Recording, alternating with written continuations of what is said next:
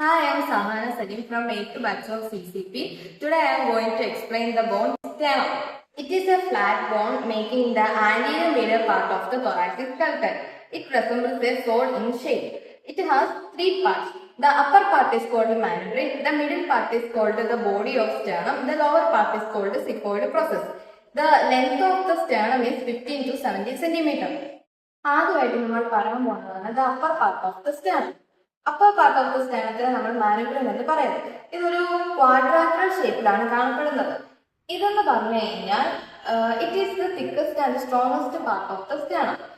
ഇതിന്റെ സുപ്പീരിയർ ബോർഡുകൾ jugular notes ആയിട്ടാണ് മാർക്ക് ചെയ്തേക്കുന്നത്. ഇതിന്റെ രണ്ട് സൈഡിലായിട്ട് ക്ലാവിക്കുലർ നോട്ട്സ് പ്രസന്റ് ആണ്. മാനുബ്രനും ബോഡിയും കൂടി ഒരു ആംഗിൾ ഇവിടെ ക്രിയേറ്റ് ചെയ്യുന്നുണ്ട്. ഇതിനെയാണ് സ്റ്റേണൽ ആംഗിൾ അല്ലെങ്കിൽ ആംഗിൾ ഓഫ് ലൂയിസ് എന്ന് പറയുന്നത്. രണ്ടാമതായിട്ട് പറയാൻ പോകുന്നതാണ് ദ ബോഡി ഓഫ് സ്റ്റേണം. ഇതെന്ന് പറഞ്ഞു കഴിഞ്ഞാൽ it is longer thinner and narrower than manubrium. ഇതിന്റെ അപ്പർ എൻഡ് എന്ന് പറഞ്ഞു കഴിഞ്ഞാൽ മാനുബ്രനായിട്ട് ആർട്ടിക്കുലേറ്റ് ചെയ്യും. ഇതിന്റെ ലോവർ എൻഡ് എന്ന് പറഞ്ഞു കഴിഞ്ഞാൽ സിപ്പോയിഡ് പ്രോസസ് ആയിട്ട് ആർട്ടിക്കുലേറ്റ് ചെയ്യും.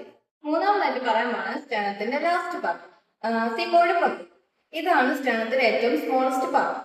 Thank you.